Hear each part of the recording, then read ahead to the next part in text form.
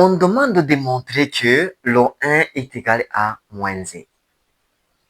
Si tu parviens à trouver où se trouve l'erreur, exactement, tu es un mathématicien ou une mathématicienne. Bien, on y va. Nous tous, nous savons bel et bien que ρ1 est égal à la radical de 1.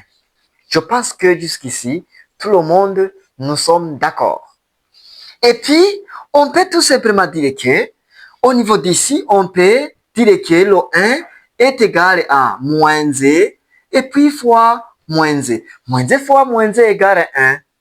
Donc, au niveau d'ici, je peux remplacer le 1 par rho moins Z multiplié par moins Z. Donc, on a radical de moins Z, et puis multiplié par moins Z.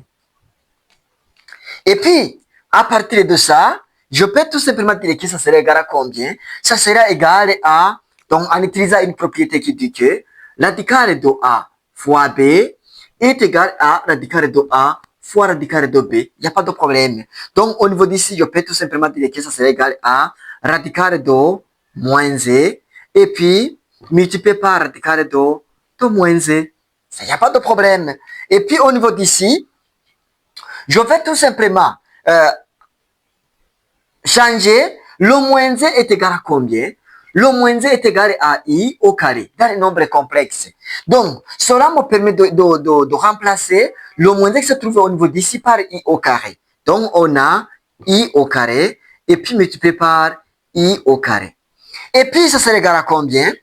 Au niveau d'ici, on peut tout simplement dire que le I au carré, donc sous radical, donc on peut simplifier ça, et puis ça part avec ça, et puis ça part avec ça. Et puis il reste I, et puis il reste I multiplié par I, qui est égal à I au carré.